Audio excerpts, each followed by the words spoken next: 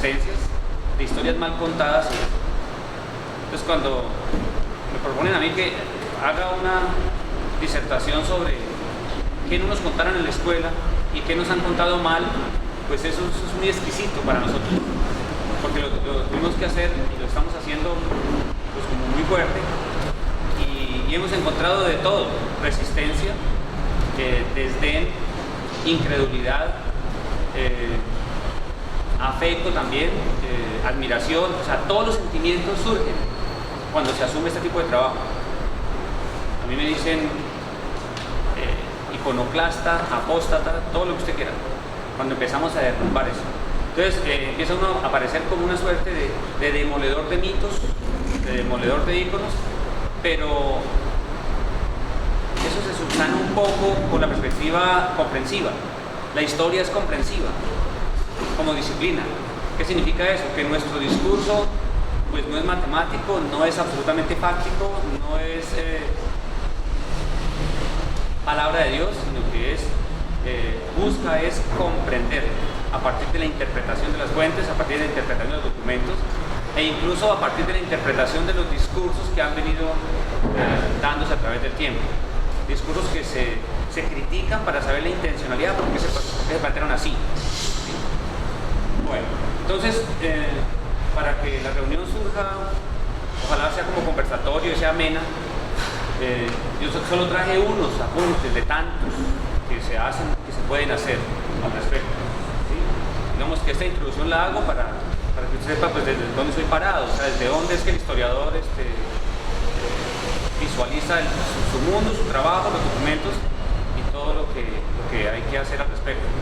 Es un poco para que vean ustedes que el historiador tampoco es un contador de cuentos para animar una reunión, como me dijo alguna vez un gobernador. Es una anécdota que vale la pena hasta contarles, para que a veces no todo el mundo ve claro qué es lo que el historiador hace. Pues, entonces, alguna vez me invitaron a ir a la casa de gobierno departamental. Había un gobernador de apellido Entrena y había un conflicto, hay un conflicto aún irresoluto de límites entre norte de Santander y el departamento de Boyacá. En una parte de Toledo, una vereda de Toledo que se llama Zamoré, Gibraltar Zamoré allá, eso tiene petróleo. Y hay un conflicto con los indígenas y al mismo tiempo un conflicto limítrofe con Boyacá. Y entonces dijeron que había que revisar algo de historia, y yo me tomé el trabajo de mirar los proyectos de constitución del territorio. Nosotros tenemos una estrategia para mirar cómo se constituye un territorio, y es el poblamiento. O sea, los seres humanos cómo se han movido para ocupar el suelo a través del tiempo. ¿Sí? Y yo presenté un informe técnico de historiador hablando de una secuencia, de una temporalidad en que diferentes proyectos de gobiernos y de seres humanos y de empresarios trazaron los caminos para ir a crear ese territorio, y cómo era un territorio ancestral indígena y todo lo demás. Cuando de pronto el gobernador como que se cansó de escuchar y dijo, bueno, eso está bueno como para animar la reunión, pero aquí tenemos que resolver esta vaina. Entonces, yo dije, pero espere, el gobernador no supone que es del discurso histórico que ustedes van a tratar de resolver, porque le estoy dando los antecedentes y los argumentos para que le digan a Boyacá, este territorio lo construyó norte de Santander, porque es justo eso. Y él no entendió que mi labor no era animar una reunión, sino mi labor era aportar elementos técnicos de construcción disciplinar para decirle que norte de Santander, desde la provincia de Pamplona, había constituido ese territorio, por lo tanto tenía unos derechos que podía, unos términos que podía usar el derecho para reivindicar el territorio. Y dichas esas palabras me retiré de la reunión, por supuesto. Entonces hoy día pues la historia también tiene una perspectiva estratégica, que es esto, sirve para resolver conflictos, entre ellos los conflictos limítrofes. Aquí Villa de Rosario tiene un problema limítrofe con Cúcuta. Villa de Rosario no hizo ninguna acción y Cúcuta le quitó un territorio que es de alto valor en el campo de la ciudad, y se hizo de forma ilegal, por cierto, pero le quitaron el territorio y Villa de Rosario no dijo ni mu. Alguna vez le expuse a la alcaldesa de allá, mire, pasa esto, ustedes perdieron un territorio, nunca lo reclamaron, y era es un territorio de alto valor en materia de impuesto predial y demás, y las autoridades de Cúcuta trajeron el funcionario del IGAC, trazó el límite de nuevo, pero se resolvió, y el otro no chistó. Entonces Entonces así es como uno ve los pueblos horadando sus territorios, el otro tomándole ventaja y así, y en un desconocimiento total de la historia. Yo les decía, ese territorio era suyo, les mostré los documentos, es más, lo publicamos. Nada. Entonces ahí uno ve que la historia siendo útil estratégicamente, la ignorancia de ignorarla también es un desastre. Listo, entonces voy a compartir unos apuntes, por ejemplo, porque la pregunta es esta. ¿Qué nos enseñaron y qué nos dijeron mal en la historia, en la escuela? ¿Qué no nos enseñaron o qué nos contaron mal? Ese es un poco. Ya les había comentado que hay tres grandes preguntas sobre las cuales trabaja el historiador, que quiere apoyar el proceso de la práctica pedagógica, es decir, la escuela, apoyar la formación de maestros, y es qué sucedió realmente en determinado momento histórico o hecho, cómo se lo han contado a través del tiempo, y la tercera, cómo la quieren hoy los estudiantes, la sociedad. Que para 1492, año en que Colón hace el viaje, el consabido viaje,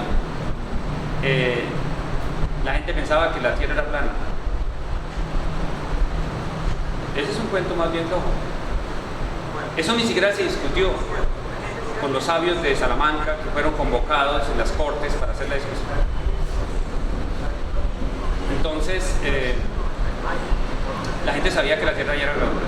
La gente ya sabía que la Tierra era redonda. La discusión que se dio con los sabios de Salamanca fue más bien por el tamaño de la Tierra. Pero ya sabía que era redonda. ¿Sí? Y sin embargo, en la cartilla de primaria de la escuela dice que en España, en Europa, todos sabían que la Tierra era plana, como una mesa, y que si se iban al borde se caerían y caerían a las profundidades del infierno. Ese sí fue un discurso por ahí en la Edad Media temprana, en tiempos en que se asumía el discurso de Ptolomeo geográfico. Cuando Colón presentó los proyectos ante las distintas cortes, ya todo el mundo sabía que la Tierra era redonda. Colón sí erró en algo, en el tamaño de la esfera. Calculó mal. Por eso le acabó la comida antes de terminar el viaje. Y la tripulación se amotinó. No fue cierto de ninguna manera que la reina financió el viaje, que empeñó las joyas para que el otro pudiera venir. La reina no podía hacer eso. ¿Y sabe por qué no podía hacer eso? Porque las joyas ya estaban empeñadas. Usted no empeña una joya dos veces. Ya eso estaba empeñado. La corona española estaba hasta la corona de deudas con la casa Fugger y los Welder. Hay un libro fantástico de Juan Friede que se llama Carlos V y sus banqueros. Lo dejaron entrar en la biblioteca del rey y miró todos los documentos que había y sabía cada céntimo de lo que los reyes en aquella época debían y cómo se administraban las finanzas. A Colón lo financiaron los judíos. Entonces, si revisamos las cartillas, está ese cuento así. Bueno, entonces, no nos contaron que la financiación la hicieron los judíos. Y nos contaron mal que en el primer viaje Colón descubrieron tierra porque alguien allá donde se mira, el vigía gritó Guanajaní. Entonces llegaron a una isla que se llamaba Guananí, de la nación taína. Eso no fue cierto.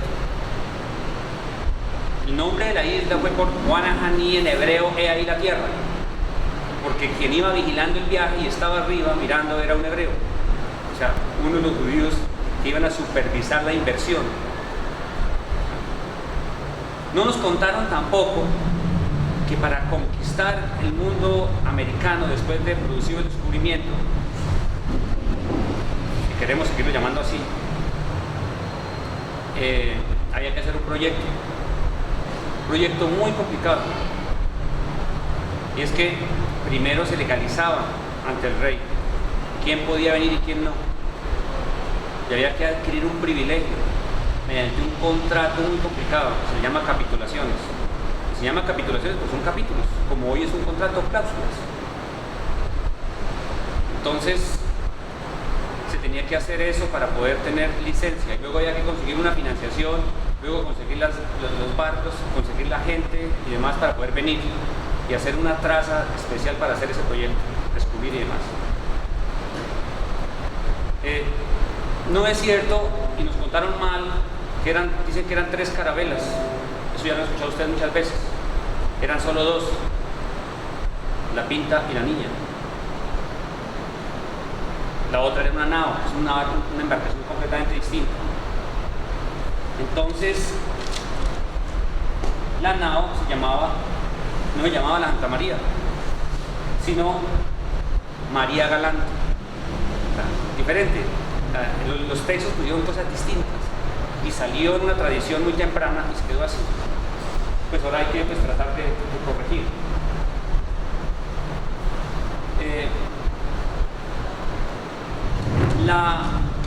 La financiación, en el caso de Colón, era muy complicada, y quien tenía la plata fundamentalmente eran los judíos, los mercaderes judíos, porque allí funcionaba ya una suerte de capitalismo donde el descubrimiento de América lo que hace es desarrollar, proyectar el mercantilismo, pero ese ya estaba funcionando, y esos mercaderes ya estaban acumulando unos bienes, unos dineros, desde había un capital financiero. Ese capital financiero había que invertir en alguna cosa, entonces se invertía en talleres para producir telas y eso, y las telas se vendían al mercado y el capital circulaba. Es decir, hay un capitalismo temprano. De hecho, la conquista de América, eso tampoco nos lo han contado, cuando se establece se empieza a construir el dominio de España en América y después de las otras potencias, se hace en virtud de un capitalismo temprano, mercantilista, en relaciones de servidumbre, pero funciona tal cual, porque siempre hay que invertir, hay comercio y hay capital financiero. Todos lo hicieron así. Entonces, tampoco nos contaron que la esclavitud fue posible gracias a que las mismas naciones, los mismos reinos africanos cazaban a sus congéneres y se los vendían a los portugueses. Los portugueses no entraron a la selva a sacar los negros. A los negros los traían a la costa los mismos reinos africanos, todo el tiempo. Tampoco nos contaron que la conquista nuestra, de las naciones étnicas nuestras, se hizo con la ayuda de los vencidos, como conquistadores. Eso sí que no le quiere caber en la cabeza a nadie. Resulta que la conquista solo fue posible gracias al rumor y a las alianzas hechas con los vencidos. Hernán Cortés, por ejemplo, le contaron a los mexicanos y al mundo que Moctezuma fue derrotado gracias a que gracias a que el mito azteca decía que vendría un dios representado en un hombre blanco de abundante barba, montado en un caballo, y eso era una especie de el regreso de Quetzalcóatl. Eso no fue así. La verdad es que Moctezuma es derrotado por Cortés por una vil traición del conquistador, porque del conquistador y de sus vasallos. Imperio conquista Tenochtitlán gracias a una alianza que hace con todos los pueblos vencidos de Moctezuma. Moctezuma es un imperio, gobierna un imperio y tiene muchos vasallos, son sus pueblos que le tributan, que le dan esclavos para ser sacrificados a los dioses y demás. Entonces lo que hace Cortés es saber que ese emperador tiene gente que no está muy feliz, se alía con ellos y así puede derrotar a Moctezuma. Pero originalmente Moctezuma les da la entrada y hace unas alianzas, es decir, se hace una alianza para no matarse. Los pueblos en América o guerreaban o hacían alianzas antes de llegar a los españoles. En este caso la alianza se hace con las mujeres. A Cortés y a todo su séquito de capitanes le entregaron las doncellas, las vírgenes, y ellos las poseyeron. Y hubo una convivencia durante unas semanas y tiempo para hacer esa alianza, porque Montezuma veía que con esos aliados podía dominar mejor su imperio o mantenerse en el poder, porque los veía muy poquitos, eran poco más de 500. Resulta que Cortés, que era muy hábil, entendió que había pugnas internas y rompió el pacto y se alió con nosotros, especialmente después de la famosa Noche Triste, cuando viendo la traición, Montezuma y su gente buscaron a las princesas para abrirles el vientre y extirpar la alianza, porque algunas de ellas ya estaban embarazadas, y eso era un problema porque surgía una segunda élite, una segunda generación que iría a gobernar, y esa iba con los genes, iba con los hijos de los españoles. En la Noche Triste, además de buscar a los españoles, buscaban a las princesas para matarlas, o arrancarles de vientre pues, esa generación que traían, porque había que deshacer la alianza, y la ley y la bronca siguió. A Montezuma lo mataron sus mismos soldados, sus mismos guerreros, cuando él intentó apaciguarlos un poco, tal vez una estrategia, o tal vez porque esperaba que no hubiera muchos muertos en todo caso. Entonces hay una historia mal contada, mal interpretada, y de eso están llenos los textos, y eso queremos pues rehacer. A nivel general, pues un poco esto. Cuando les comento que las naciones étnicas vencidas o conquistadas fueron la mano derecha o fueron infalibles para la conquista, es como poco creíble a ratos. Yo suelo contar un ejemplo muy sentido de la conquista del altiplano cundiboyacense y la zona de Cundinamarca, y otro nuestro. Para el caso de cómo las naciones étnicas fueron vitales como colaboradores en la conquista, en el dominio de las naciones étnicas nuestras y en el establecimiento del sistema europeo, es el caso de Guatavita. Cuando Quesada entra al altiplano, entra guiado por todas las naciones étnicas que iba encontrando. Digamos que la perdición de los muiscas fue la sal que le cedían a los pueblos del Magdalena.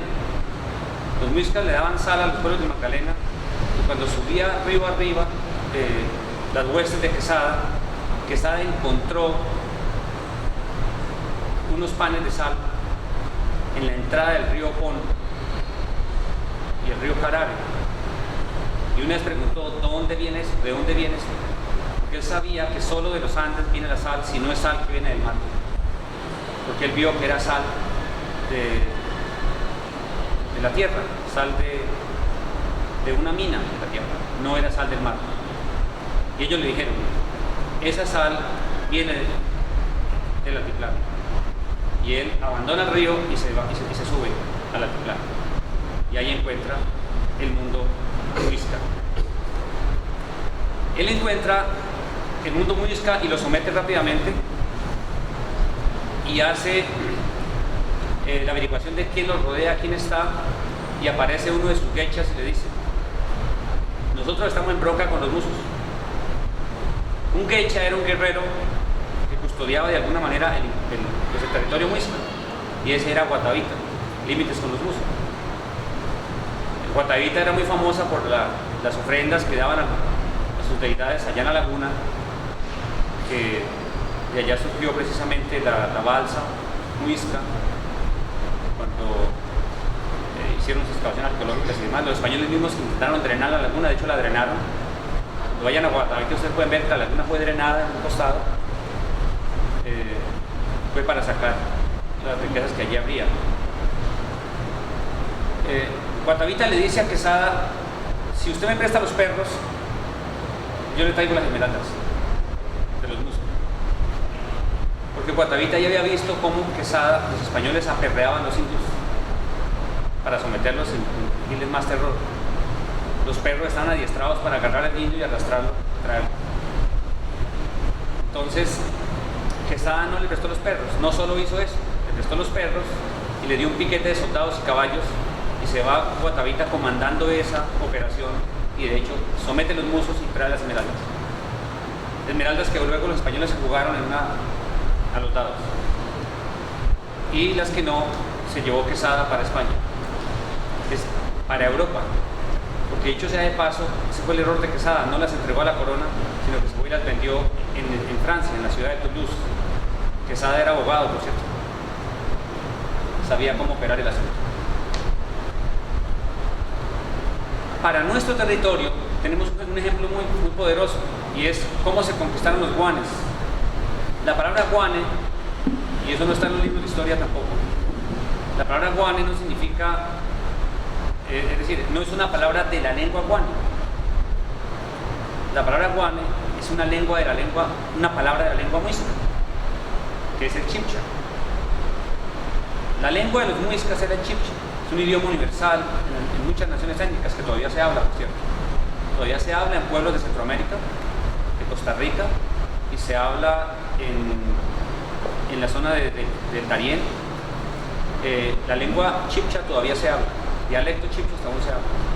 Lo hablan los barí, lo hablan las naciones ubatunero. Esos dialectos todavía se hablan. Que por cierto, eso tampoco nos contaron los textos de escolares. ¿Qué idiomas hablaban nuestras naciones? ¿Por qué se comunicaron tan fácil los españoles cuando llegaron a estas tierras? Porque la conquista de estos pueblos se hizo con indios muiscas. Los indios muiscas aliados ayudaron a conquistar la zona guane. Entonces, para allá iba con el término guane. La palabra guane significa los otros, los extraños, los extranjeros. Los otros.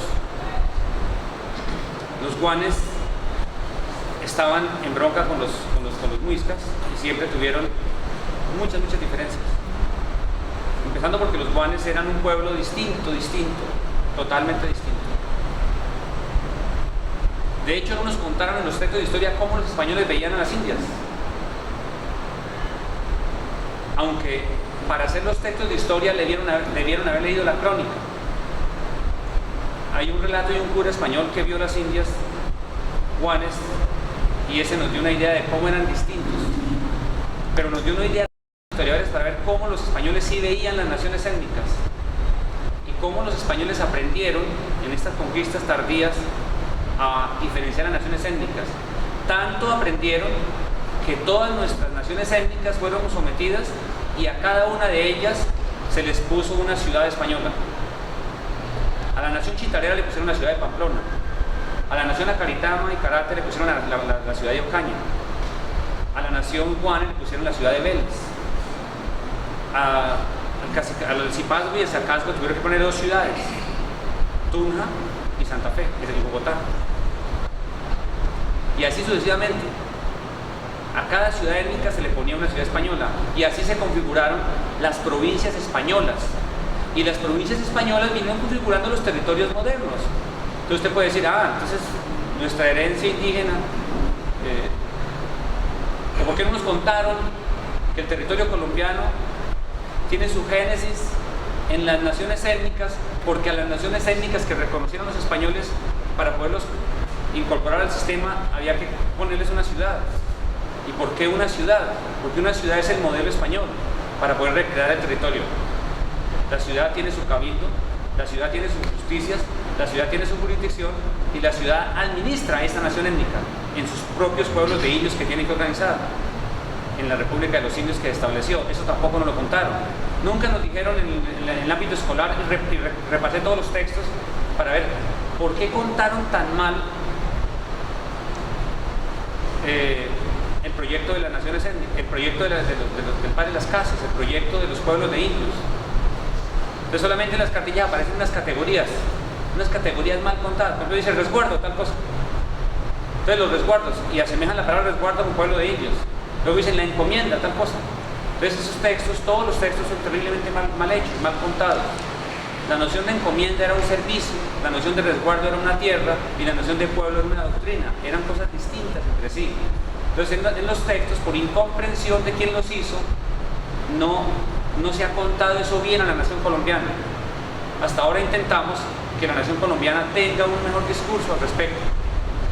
Y entonces, por eso estábamos mirando cómo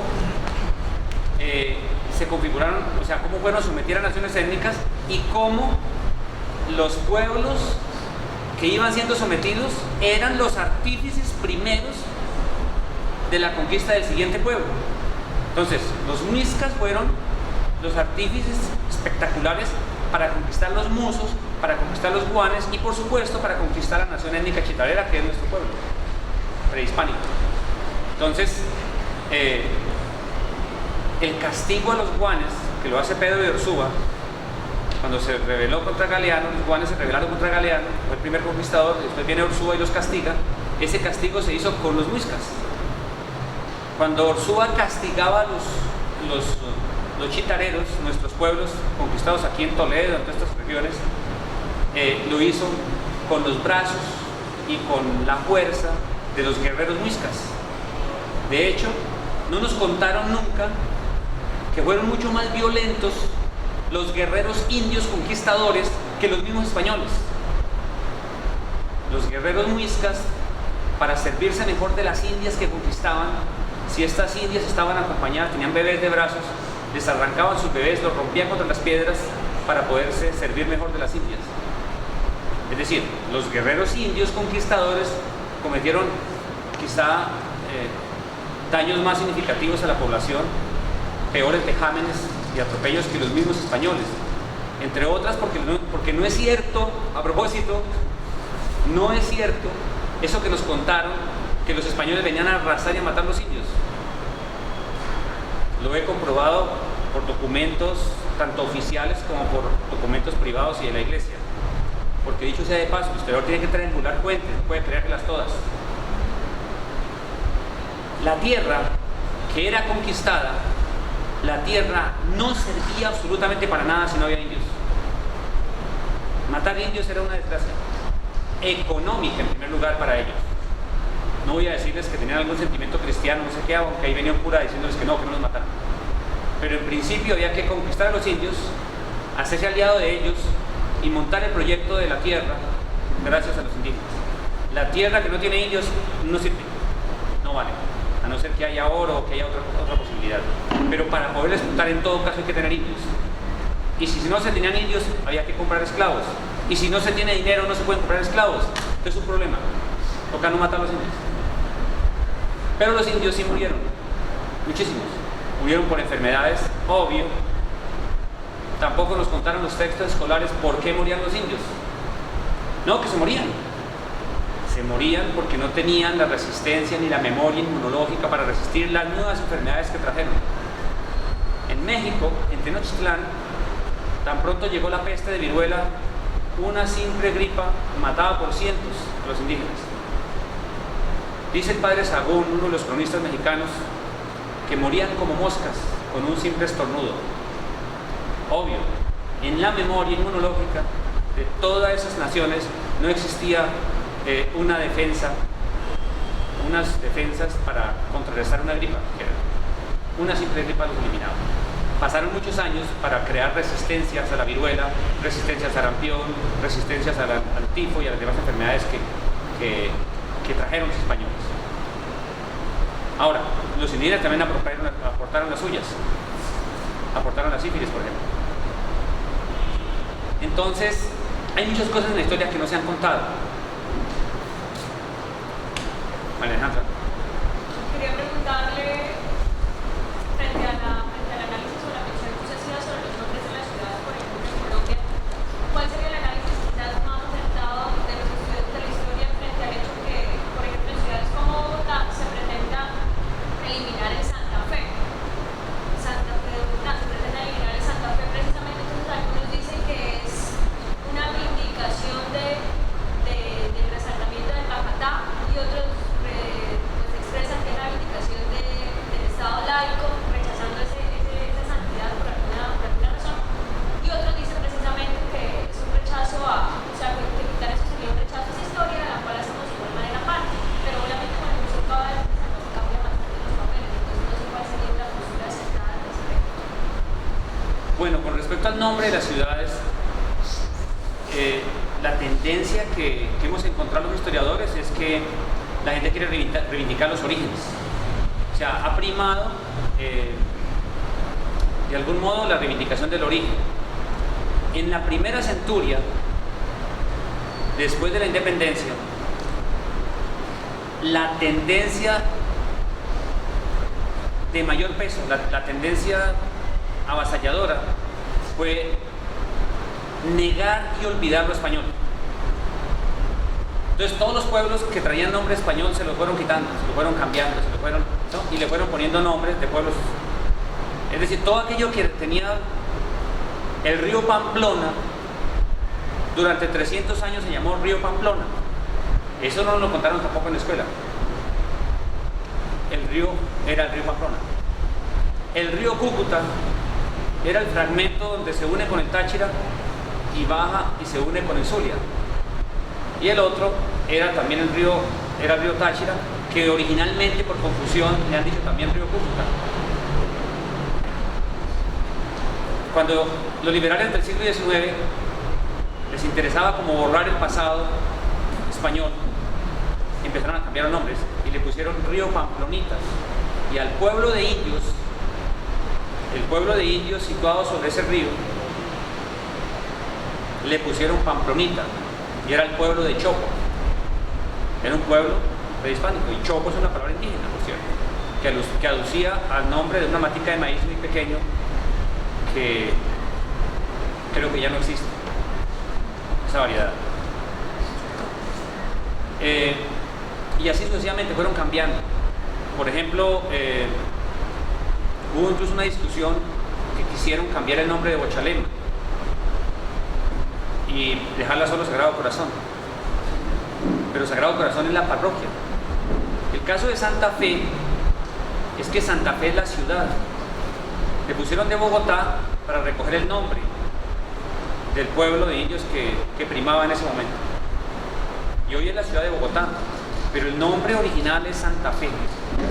Como esta que le llaman Cúcuta, eso tampoco lo han sabido explicar muy bien, y es que Cúcuta es el territorio original,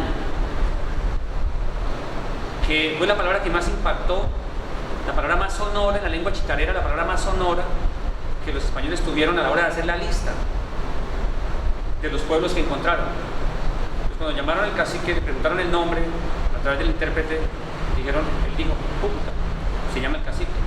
Como fue la palabra más sonora, más fácil, quedó Cúcuta todo el pueblo. Después lo llamaron los llanos de Cúcuta. Entonces transfirieron el nombre, que es un onomástico, para convertirlo en toponímico, reivindican lo geográfico. Entonces, llano de Cúcuta, llanos de Cúcuta. ¿Y por qué llanos? Porque el sistema geográfico son terrazas, ¿sí? Entonces lo pusieron llanos. La primera terraza, ¿cuál es? Arriba, la de donde está el peaje, la de Corozal. La otra terraza, ¿cuál es? La de la Garita y los Vados. La otra terraza, ¿cuál es? La de los patios. La otra, ¿cuál es? Pues aquí, la parte baja, y más abajo tenemos la otra, para Loncito. Bueno, son las terrazas hasta que baja a Maracaibo. Entonces, esos llanos lo llamaron Cúcuta. Y si era por los ríos, tocaba decirle valle, entonces también le dijeron Cúcuta. Entonces, hoy tenemos valles de Cúcuta, llanos de Cúcuta, Cúcuta como pueblo y Cúcuta la ciudad. Pero si hacemos una mirada muy juiciosa a cómo pasó el asunto, es primero el pueblo de Cúcuta como nación, como parte de la nación étnica chitarera. Y dicho sea de paso, en las cartillas dice que motilones. No, los prehispánicos de Cúcuta, de este valle, son chitareros, eran chitareros. Luego pasó a ser valle de Cúcuta, llanos de Cúcuta, pero cuando se pobló el pueblo de indios, y no es una redundancia porque los pueblos se pueblan, significa ponerle una traza a la usanza española, el pueblo de la nación étnica. Entonces, cuando la comunidad indígena que habitaba, que por cierto eran varias, 4 comunidades notables, fueron poblados allá en la margen derecha del río Pamplona, se erigió la doctrina del pueblo de indios de Cúcuta. Entonces ahí tenemos una unidad territorial, los indios de Cúcuta, el pueblo de Cúcuta, pero los valles geográficamente eran valles de Cúcuta. Cuando se erigió la parroquia, 100 años después de creado el pueblo de indios de Cúcuta, la parroquia no se va a llamar Cúcuta, por supuesto que no. Que la parroquia es un feligresado de blancos y mestizos y ella se va a llamar San José, porque la advocación con la cual se va a elegir la parroquia era San José. El patriarca señor San José, dice completo en el documento. Entonces, la parroquia es San José. Terminando el periodo colonial, más o menos a la última década del siglo XVIII, 1792, los parroquianos de San José, del Guasimal, porque era el potrero que pusieron en el asentamiento. Hace un ratito preguntó el compañero Pavón que esa bóveda que se ve ahí en el patio de la Julio Pérez Ferrero, ¿qué era? Es la canalización de una de las ancestrales tomas de agua con la cual se regaba el cacao que sembraban los parroquianos en esta parte, porque de aquí para allá era la isla que era el resguardo de los indios. Por lo menos quedó eso, que para la reconstrucción de la ciudad hicieron esa canalización, que es una especie de túnel donde pasaba la toma del agua para regar el cacao. La parroquia se va a llamar San José, pero los parroquianos lograron la reivindicación política y se hacen nombrar villa. Tampoco nos contaron eso. ¿Por qué lograron? ¿Cómo fue posible que los parroquianos de San José lograran erigirse en villa? Por un favor al rey extraordinario: defender la parroquia, no sumarse al proyecto de la chusma comunera que venía de Pamplona. En el año 781 los comuneros se levantaron en un movimiento antifiscal muy poderoso en la zona de Santander, una zona productora de panela, productora de tabaco, productora de cacao, una zona muy agrícola, muy fuerte. Tenían unas cargas tributarias muy altas y en algún momento entonces hubo un levantamiento de hacendados y estancieros para tratar de bajar los impuestos muy ofensivos y oprobiosos. Por ejemplo, hay un impuesto que llamaba la Armada de Barlovento, y en la vida un campesino de Mogotes podía ir por allá a conocer el mar y mucho menos a ver la Armada en Cartagena. Sin embargo, tenía que pagar un impuesto para construir la Armada de Barlovento, que se encargaba de cuidar los barcos que viajaban a Europa. Entonces, había cosas como unos impuestos que francamente como que no coincidían con la racionalidad del desarrollo de las comunidades. Entonces hubo un movimiento antifiscal y se llamó el movimiento comunero, y ellos vinieron hasta Pamplona. En Pamplona sí les apoyaron con comida, con gente, con caballos. Bueno, ellos venían para ir hasta Venezuela porque la idea era recorrer todas las ciudades del nuevo Reino de Granada, porque al nuevo Reino de Granada pertenecían las ciudades de Mérida, San Cristóbal y La Grita. Eso tampoco está en las cartillas. Entonces, como el nuevo Reino de Granada iba hasta allá, entonces los comuneros pensaban llevar su revolución hasta allá, que no era una revolución, sino como una suerte de búsqueda y apoyo para que tumbaran esas reformas fiscales tan duras que había en ese momento. Pues cuando bajaron aquí a la hacienda de los Vados, los notables del Valle de Cúcuta subieron y les dicen: no, usted no pasa, no queremos juntarnos con ese proceso suyo, nosotros pagamos. Les dijeron: nosotros pagamos. Y eso es una cosa hermosa, porque en esa época se pagaban impuestos. Hoy el coqueteño no paga impuestos. Bueno, entonces en esa época había orden de respeto. Hoy en día no, absolutamente. Es una sociedad anómica y no paga impuestos, es toda chusma. ¿Saben qué es la noción de chusma en España? En los españoles, chusma es todo aquello que no tributa. Cúcuta no tributa. Entonces, además de no tributar, es chusma. Cúcuta Deportivo y es cierto que es chusma. Y escuchan solo vallenato y meten cerveza aquí. Chusma, ya. Pues para los españoles la palabra chusma era eso, todo eso que no tributa. Pero en aquella época sí tributaban. Entonces subieron los notables del Valle de Cúcuta y le dijeron a los comuneros: nosotros no le vamos a jugar a eso. Quieren quédense aquí en los Vados, que era una hacienda, y pasen aquí por ese camino y vayan a Venezuela si quieren, vayan allá. Eso les mereció un favor del rey extraordinario, y es que el rey les diera el título de villa. Ellos presentaron el proyecto, el rey les dijo: si cumplen con estos requisitos, háganle, les doy el título. Ellos vinieron, reunieron la plata que había que pagar, los derechos, 8.500 pesos de buen oro, los pagaron porque tenían con qué, eran exportadores de cacao, y pagaron. Al año siguiente le llegó el título. Le llegó el título en el año de 1792, que lo habían solicitado desde el 84, y se posesionó la villa. Pero hay otro cuento que tampoco nos hicieron en la primaria, ni en el bachillerato, y es que Cúcuta, en virtud de ese proceso, era una plaza realista por excelencia, comprometidos con la causa del rey hasta los tuétanos. Entonces, cuando viene la independencia, Pamplona es una república distinta a esta. Los límites estaban allí en la garita.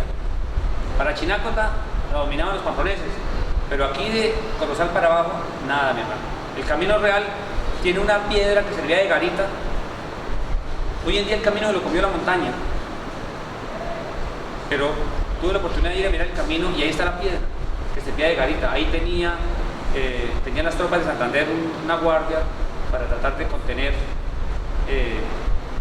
las tropas realistas cuando subían. Esa misma guardia se tenía para contener los patriotas cuando vinieran, siendo ellos realistas. Es muy curioso porque ese era un puesto de mando allá al frente de la garita, más o menos en la zona de una hacienda que se llama Carrillo, y ahí para arriba eran las provincias unidas de la Nueva Granada y ahí para acá era España.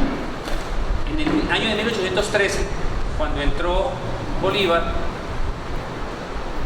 a someter a Cúcuta, Bolívar no viene a liberar a Cúcuta. Cúcuta no quiere ser liberada en 1813. Cúcuta no hace parte del proyecto independentista. Cúcuta es una base realista, aliada de Maracaibo. ¿Por qué pasó eso? Cosa que tampoco nos contaron en la historia. ¿Por qué unas ciudades y unos cabildos se la jugaron por el rey y por qué otros sí siguieron el proyecto independentista? La mentira viene desde el momento en que nos contaron mal cómo las actas de independencia no fueron tales, sino juras de obediencia al rey. Estoy trabajando este libro que lo leí hace unos años en una edición moderna de Planeta, pero como uno le presta los libros a los amigos y los amigos no los devuelven, en cuánta me la di para conseguirlo de nuevo, pero tuve la fortuna de conseguirlo en Cali, una copia de la primera edición de 1925. Es un libro escrito por José Rafael Ceñudo. Es un historiador fantástico porque él se pone a documentar todo lo opuesto a lo que ha contado la historia tradicional de la vida de Bolívar. Y entonces ahí encontramos cómo, por ejemplo, y en ninguna parte le van a contar eso a los niños de la escuela, que Bolívar era un férreo realista en su primer proyecto político. ¿Sabían eso? Bolívar, al servicio de la causa del rey, fue diplomático. Cuando se creó la Junta Suprema de Gobierno en Caracas, en 1810, Bolívar hizo parte de esa Junta Suprema para jurar, y puso rodilla en tierra y juró lealtad a Fernando VII. O sea, Bolívar fue un actor determinante en las juras de obediencia al rey. Y eso no se lo van a contar a usted en ningún libro de historia, por supuesto. Tan importante era en la causa de Fernando VII, porque lo que hicieron aquí todos los cabildos en 1810 fue trabajar por la causa de Fernando VII, el rey amado y deseado, a quien le había sido usurpado el poder por Napoleón. Y entonces él suscribió las actas de jura de obediencia al rey. Y fue nombrado diplomático para ir a hablar con el primer ministro de Inglaterra para pedirle apoyo, para que le explicara al premier inglés que Venezuela no la iba con Inglaterra, que Venezuela juraba en favor de Fernando VII. Entonces le mandaron a Andrés Bello como secretario. ¿Saben quién es Andrés Bello? Andrés Bello es el que creó la gramática del español moderno. Hoy día tenemos el convenio de Andrés Bello en honor a ese personaje tan valioso del pasado. Le pusieron como secretario a Andrés Bello y otro señor que lo acompañara.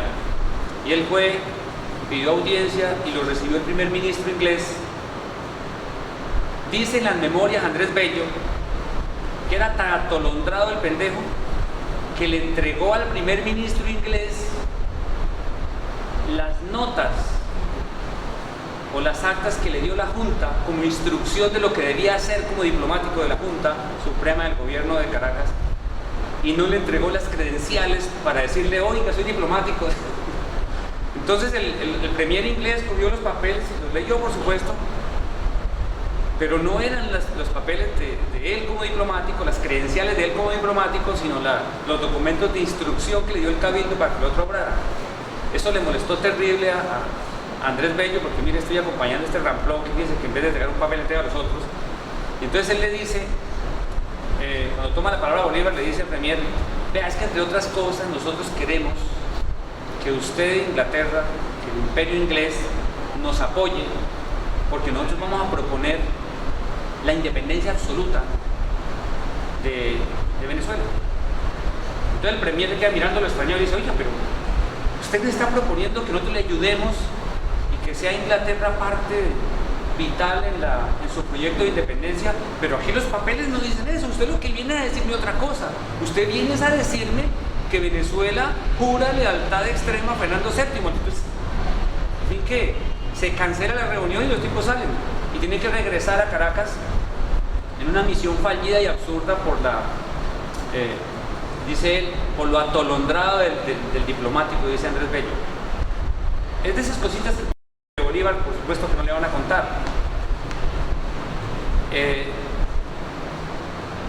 Está ligado con unos aspectos muy tristes de la historia ya de Venezuela, como es una alianza que hace con los ingleses, Francisco de Miranda, para apoyar a los ingleses en la toma que le van a hacer a Buenos Aires. Es un absurdo y la verdad es que nadie ha podido explicar eso todavía. Yo no soy especialista en Miranda, pero le cuento que es difícil comprender cómo Miranda apoya a los ingleses para que ataquen y tomen Buenos Aires. Los argentinos lograron contener a los ingleses, al contrario, les infligieron mucho daño y eso ocurrió en 1808. Los ingleses no toman Buenos Aires, pero Francisco Miranda queda muy mal parado. Después Francisco Miranda termina siendo traicionado por Bolívar. Es una suerte de política extraña la que ellos viven allá. Pero ¿qué significa o qué tiene que ver eso con lo que nos pasa aquí, en el Valle? Que nos permite comprender mejor cómo unas ciudades y unas provincias se la juegan por el rey y otras se la juegan por el proyecto independentista. Cómo mientras Pamplona hace parte de las Provincias Unidas, que se gobiernan desde Tunja, el Valle de Cúcuta no la va. El Valle de Cúcuta hace una alianza con Maracaibo porque es su ciudad madre, su comercio, el cacao, la guipuzcoana. No sé si ustedes han oído hablar de la guipuzcoana, a nadie le cuentan qué es la guipuzcoana, pero la guipuzcoana es una empresa extraordinaria, una empresa imperial, que siendo empresa privada es la que controla el contrabando, incluso tiene potestad para revisar los barcos. Ella era capaz de parar los barcos ingleses, revisarlos que no trajeran mercancía, aunque el rey les haya autorizado traer un barril de harina de trigo por cada esclavo que trajera. Y ellos controlan los barcos ingleses, la guipuzcoana. O sea, eso me da a entender que es una empresa muy poderosa. Y la guipuzcoana tuvo asiento aquí en el Valle de Cúcuta y tuvo asiento también en Maracaibo, por eso la alianza de Cúcuta con Maracaibo. Y la alianza, es decir, el por qué San José de Cúcuta y Villa del Rosario no asumieron el proyecto independentista. Y Bolívar tiene que venir a conquistarlos, someterlos y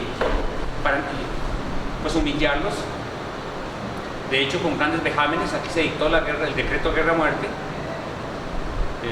Se cometieron ciertos asesinatos terribles. Por ejemplo, Bolívar ordenó la muerte del padre Corella, que era el párroco de San José. Parece que una patrulla de militares lo agarraron con documentos españoles de inteligencia militar. Sí, fue un año muy aciago para el Valle de Cúcuta. Esa historia está muy mal contada todavía para los escolares en Cúcuta, qué pasó realmente en 1813. Pero lo bueno es que nos explica mucho a nosotros, digamos, buscando qué no se le cuenta a los niños, nos explica mucho el papel de los actores y las tendencias políticas de cada momento.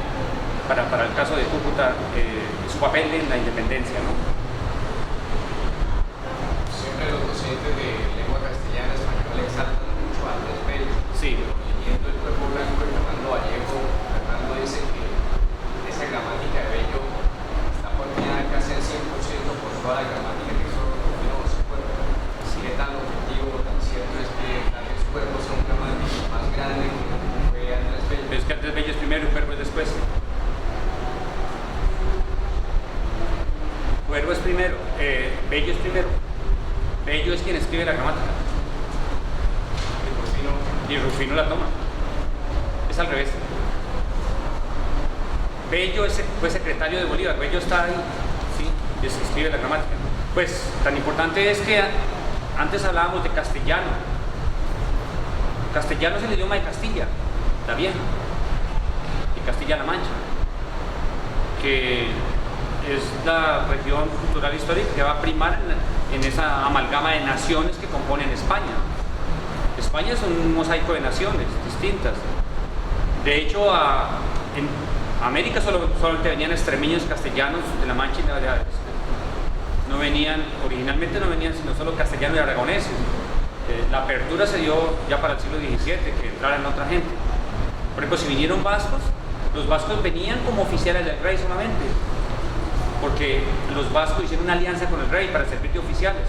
Entonces uno encuentra Zubiarre, Chazarretas, puros apellidos vascos como oficiales, oidores. Zubiaurre, por ejemplo, fue un oidor muy notable. Zorita, otro oidor, hizo un juicio a Orsúa. Es decir, entonces, si vinieron gentes de otras naciones distintas a Castilla, eran en alianzas distintas con el rey.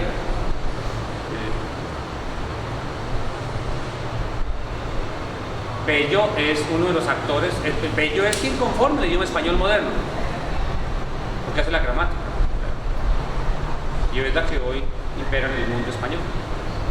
Pero ¿en qué momento de la historia se componen los conceptos de mitos, leyendas y historias reales de nuestra época? Y digamos, Sí. Uno de los problemas historiográficos que tenemos en la cultura escolar cocuteña, y no sé si nos pueden ayudar ustedes, por supuesto, 7 días lo está haciendo, y es que tomar unos mitos, unas historias mal contadas y ponerlas como verdaderas es muy complicado, y enseñar a los niños eso todo el tiempo. Por ejemplo, Zulima y Guaymaral, esa historia heroica, eso no pasó realmente, eso no ocurrió acá. Es una historia terriblemente mal contada y tomada de un hecho que sí en realidad ocurrió por allá adelante de Barquisimeto. Entonces hace eso. O el mito de Doña Juana, por ejemplo. Los vacíos se llenan con mitos, se hipostasian, o sea, se generan grandes discursos y figuras que no tienen sustento real ahí. Por ejemplo, Doña Juana no fundó la ciudad, entonces ahí sí hemos publicado N veces el asunto para poder contar, y ahora estamos intentando que los maestros sean capaces de comprender el proceso, o sea, cómo fue una ciudad primero, Pamplona, cómo fue un pueblo de indios después, Cúcuta, cómo surge una parroquia mucho después, San José, el Rosario, cómo surgen después los pueblos modernos, alrededor del café, después de la independencia y demás, o sea, que comprendan el devenir de los poblamientos y puedan comprender cómo se constituyó la región, con qué actores y bajo qué categorías se gobernaron. Entonces necesitamos que la escuela reciba eso. Entonces escribimos cosas para ir soltando, para ver si se arma un día de estos todo el proceso. Por ejemplo, la batalla de Cúcuta es un mito, la batalla de Cúcuta no existió. Un acuerdo militar para que el otro se fuera y dejara la plaza libre. Pero lo que luego, las actuaciones militares de Bolívar, lo que traía desde Arboledas, las patrullas de Bolívar, lograron limpiar el río Zulia, lo que pasó allí en San Cayetano, y luego la salida de Ramón Correa, la toma de la ciudad, más bien la guerra contra los vecinos. Bolívar no hace una batalla de Cúcuta contra los españoles, una guarnición de mulatos que tenía Ramón Correa. La batalla de Cúcuta que hace Bolívar es contra los cucuteños, contra la gente de San José. Les secuestra sus bienes, hace fusilamientos, todos tienen... Esa noche salen, los más notables españoles salen a dormir al monte. Les hace el decreto guerra-muerte, les incauta los bienes, sus soldados violan mujeres. Eso no lo van a contar en ninguna cartilla de historia, porque ahí hubo una serie de violaciones. Él dijo, los soldados vienen cansados. Nada, no le importaron las violaciones a mujeres. En cambio sí devolvió unas cargas de sal que un comerciante sumalave le estaba pidiendo. Entonces es una cosa que en la historia de pronto no se van a contar. Santander, por ejemplo, un ídolo extraordinario, y Santander, un pésimo militar, un abogado no graduado, es decir, unas cosas pero no trata de derrumbar el mito, sino, oiga, ¿por qué no nos cuentan qué hicieron, no? Estaba leyendo, ya te digo, por ejemplo, si hubiera un examen de hojas de vida, ¿no? Por decirlo de alguna manera, historia de hojas de vida. ¿Saben quién debería ser el héroe nacional? Y conste, no está en un juicio, porque la historia no hace juicios de valor. El héroe nacional, el personaje que encaja con un ideal de nación, es Antonio Nariño. Indudablemente, si quiere tómense el trabajo y revisen un poco la vida de Antonio Nariño, revisen la vida de Santander, pero no el incienso que echan los académicos, sino una historia juiciosita, y la misma de Bolívar. Hay cosas tan complicadas en Bolívar, por ejemplo, que es el antihéroe total, pero total. El asesinato de Córdoba, por ejemplo, es una cosa muy infame, si usted quiere, pero como a mí no me toca hacer juicios de valor moral, entonces estoy diciendo que el asesinato de Córdoba fue un hecho desafortunado para la historia de Colombia. El primer oficial granadino que era digno de haber sido, pues, de tener una vida mucho más amplia en la política de la construcción del Estado Nacional colombiano, lo mandó a asesinar porque el hombre le hacía los favores a Manuelita cuando él no estaba. Y esa es una historia que ¿quién nos va a contar? Que no va a aparecer en ningún texto, porque Manuelita era una mujer que demandaba sus favores, estuviera general o no. Y entonces, porque esa era la que podía decir, en mi casa se hace el amor a las 6 de la tarde, esté usted o no esté. Bueno, entonces, para terminar, quiero también darle la palabra a él. No alcanzan 2 horas, no alcanzan 8 horas para hacer un listado, dándole por ahí 4 minutos a cada punto de las cosas que no nos van a contar en la historia, en la escuela. Pero tampoco alcanzarán 8 horas para hacer un listado de las cosas que nos han contado mal, que nos han puesto a creer. A mí siempre me ha puesto una pregunta, es ¿por qué creemos tan fácil lo que nos dicen? ¿Por qué somos tan ausentes de sentido crítico? ¿Por qué somos tan crédulos? Fácil, de formación judeocristiana. ¿Sí? Parece que nuestro ethos más profundo es creer. Yo creo en las personas, creo en el otro y no me va tan bien a veces. ¿Sí? Compañero. Porque a Santander se le conoce como el hombre de las leyes, que salta esa frase que tiene las leyes, las armas os han dado la libertad, las leyes darán. Bueno, ¿por qué siempre se le exalta eso? Porque usted lo que cree que es un abogado no graduado. Lo guardó, sí, ahora es graduado. El título se le dio al abuelito Huiches allí en la Simón Bolívar. En serio, tiene título Santander. Póstumo, pero tiene título. Se ríe. Son 2 proyectos distintos que es bueno comprender. El proyecto de Bolívar es un proyecto de honor y gloria personal. Bolívar asistió a la coronación de Napoleón como emperador en París, cuando estaba viajando por el mundo haciendo el duelo de la muerte de su esposita, que por cierto, muy triste, falleció a los pocos meses de haberse casado. Entonces él se va a viajar por el mundo, todo lo que hacen los viajeros, los poetas, los literatos, se van a los burdeles de París, fantástico, por el río Sena. Entonces el hombre se va para allá a tener y él asiste a la coronación de Napoleón como emperador y se le ilumina la bombilla y dice, yo tengo que hacerlo. Y viene inspirado con ese proceso. Entonces es un proyecto distinto. Santander tiene un proyecto de sociedad, es otra cosa. pero tiene un proyecto de sociedad después de su exilio, que lo mejor que le pudo pasar en la vida a Santander fue que Bolívar le perdonara la vida y le declararan el exilio después del atentado septentrino de Bolívar del 25. Se va para Inglaterra y en Londres conoce lo que debe conocer el individuo para formarse en términos ciudadanos. Conoce la obra del liberalismo inglés y lo tiene que leer en inglés. Es una visión de mundo. Inglaterra es la gran metrópoli. Entonces lee la obra de Jeremías Bentham, de John Stuart Mill, de todos los liberales ilustrados. Logra comprar los libros y los trae. Y trae el proyecto. Le entrega los libros a un amigo. Yo sospecho que ni siquiera lo leyó, pero por lo menos trajo los libros. Se los entregó a un amigo que se llama Vicente Azuero. Dos amigos, Vicente Azuero y Ezequiel Rojas. Y ellos montan el proyecto educativo y montan el proyecto de nación desde la Universidad Nacional de Colombia. Es una historia muy chévere, por cierto. Como ser una mentirota, el que sea Bolívar el germen del Partido Conservador Colombiano, o sea Santander el germen del Partido Liberal. Una mentirota enorme. Ninguno de los dos tiene que ver con ese proyecto. Entonces toca decirle a la gente que hay que leer mejor el proyecto de los partidos políticos en Colombia. Y eso explica mucho de nuestra historia, por cierto. Entonces, pues yo tenía muchas cosas, como le digo, realmente no hay tiempo.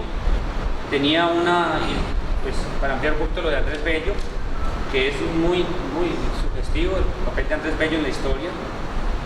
Bueno, yo les conté la anécdota de Bolívar ante el premier inglés. A nivel del mundo también pueden hacer cositas a ustedes si les interesa. Por ejemplo, Morse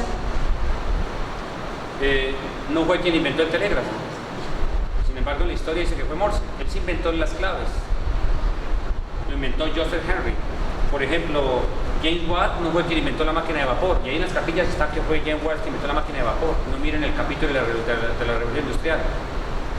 Entonces ahí es muy complicado que uno se va enfrentando a cosas no contadas, porque eso es lo que hacemos en la historia, de encontrar lo que no se ha dicho, pero también encontrar lo que está contado mal es muy complicado, porque ¿quién borra eso tan fácil?